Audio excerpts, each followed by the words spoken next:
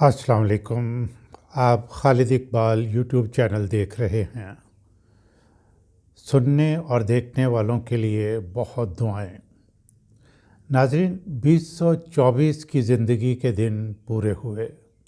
یہ سال ہمیں دکھ اور درد کے ساتھ نہ مٹنے والے بے پناہ زخم دے گیا۔ کئی گھروں کے چراغ گل کر گیا۔ مہنگائی کے طوفان نے کئی گھروں کے چولہے بجھا دیے۔ سفید پوشی کا بھرم رکھنے والے کئی لوگ جان سے گئے۔ بے روزگاری میں بے پناہ اضافہ ہوا۔ مقننہ عدلیہ اور انتظامیہ عوام کی بہتری کے لیے کوئی خاص کام کرنے میں ناکام رہی۔ اللہ سے دعا ہے کہ 2025 امیدوں، امنگوں، کامیابیوں اور خوشیوں سے بھرپور ہو۔ ایسا سال کہ مقننہ عوام کی بہتری کے لیے قانون سازی کرے۔ آئین میں ترمیم کسی شخص کو فائدہ یا نقصان پہنچانے کے لیے نہ ہو، بلکہ ہر پاکستانی کو انصاف مہیا کرنے کے لیے ہو۔ ہر پاکستانی کو مکمل اور برابر حقوق یعنی ایکول رائٹس مہیا کرنے کے لیے ہو۔ قابل احترام پارلیمنٹیرینز اسمبلیوں میں ایک دوسرے پر دشنام ترازی کرنے کی بجائے قانون سازی کریں۔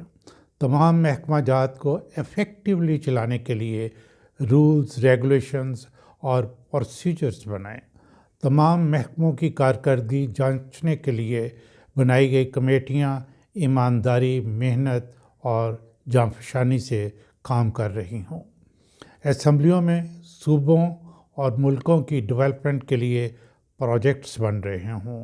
ان پروجیکٹس کو پایۂ تکمیل تک پہنچانے کے لیے اسٹریٹجیز بن رہی ہوں۔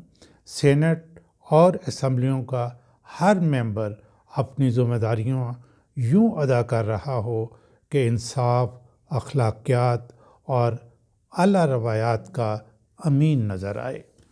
عدلیہ یوں انصاف مہیا کرے کہ ورلڈ جسٹس پروجیکٹ کے معیار پر پورا اترے اور پاکستان کا نام پہلے 10 ممالک میں ہو۔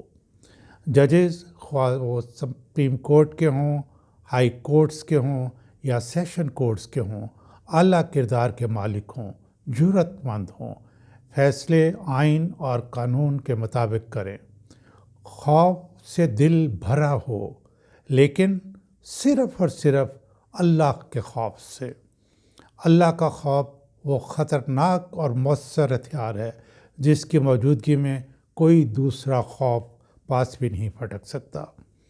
2024 میں جو فیصلے دنیا نے دیکھے، سپریم کورٹ سے لوور جوڈیشری تک، اللہ وہ فیصلے ہماری قوم کو کبھی بھی دوبارہ نہیں دکھائے۔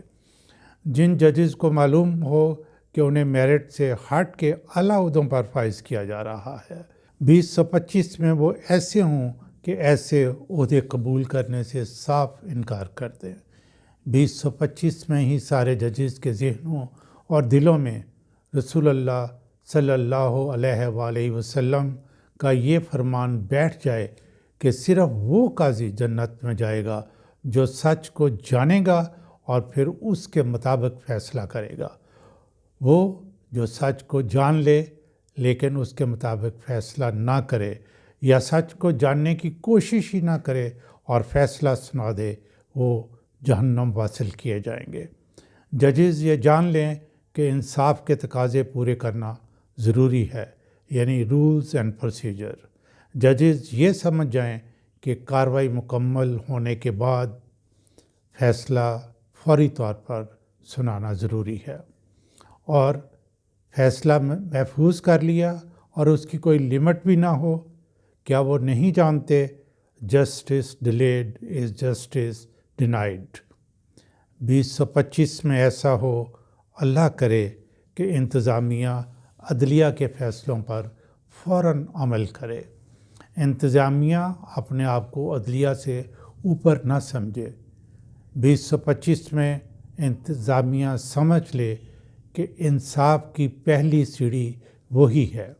اگر وہ سختی سے قانون پر عمل کرے، کسی پریشر میں نہ آئیں، کوئی غلط مقدمہ درج نہ کریں تو عدلیہ کے لیے غلط فیصلے کرنا ممکن ہی نہیں رہے گا۔ انتظامیہ ہی تو ہے جو لوگوں کی عزت نفس بحال کر سکتی ہے۔ انتظامیہ ہی تو ہے جو چادر اور چار دیواری کا تقدس بحال کر سکتی ہے۔ انتظامیہ ہی تو ہے جو رول آف لاء کی ریڑھ کی ہڈی ہے۔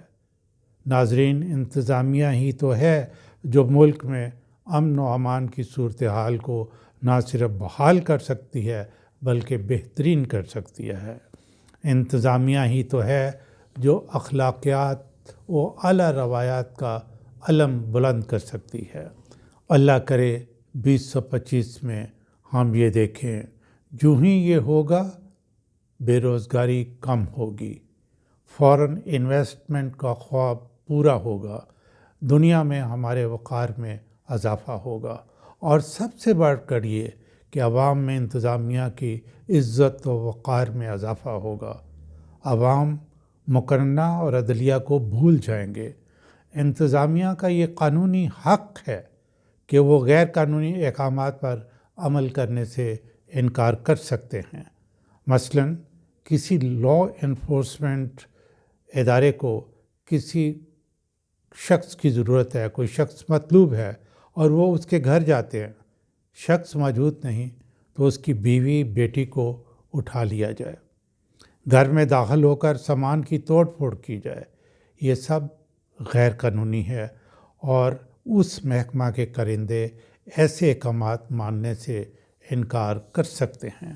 قانون ان کو یہ حق دیتا ہے۔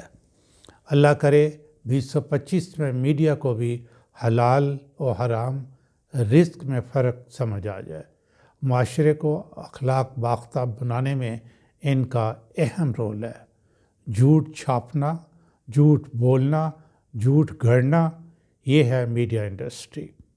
ایک شخص لوگوں کو مس گائیڈ کرنے کے لیے جھوٹا ٹویٹ کرتا ہے، اگلی شام مین سٹریم میڈیا اس ٹویٹ پر پروگرام کر رہا ہوتا ہے۔ ان کو خود بھی احساس نہیں ہوتا کہ ان کا کیا ایک کنٹریبیوشن ہے۔ اس نے یہ کہا نہیں، پچھلے سال اس نے یہ کہا تھا، وہ ایسا ہے، وہ ایسا ہے۔ یہ ہے لیول ہمارے میڈیا کا۔ سوشل میڈیا پر تو پھر بھی آپ کو کبھی کبھار مختلف ٹاپکس پہ کوئی اچھی ویڈیوز مل سکتی ہیں، لیکن مین سٹریم میڈیا تو اللہ ہی حافظ ہے۔ جھوٹی خبریں، بدتمیزی، لڑائی جھگڑے، یہ ہے مین سٹریم میڈیا۔ مین سٹریم میڈیا کے زیادہ تر لوگوں کو تو جرنلزم کی ابجد سے واقفیت نہیں۔ یہی لوگ ہیں جنہوں نے معاشرے میں گندگی پھیلا رکھی ہے، لوگوں کو ذہنی مریض بنایا ہوا ہے۔ ان کو کوئی روکنے یا پوچھنے والا نہیں۔ 2025 میں مین سٹریم میڈیا کے لیے کوئی سٹینڈرڈز ہی سیٹ کر دیے جائیں۔ ویسے بھی سوشل میڈیا کی پاپولیرٹی کی وجہ سے مین سٹریم میڈیا کو دیکھنے والوں کی تعداد بہت کم ہو گئی ہے، لیکن پھر بھی ان کے لیے کچھ ضابطے ہونے چاہیے۔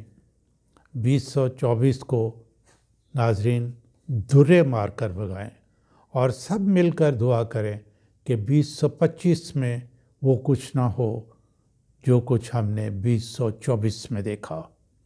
مقننہ عدلیہ اور انتظامیہ کے ساتھ میں نے میڈیا کا ذکر بھی کر دیا۔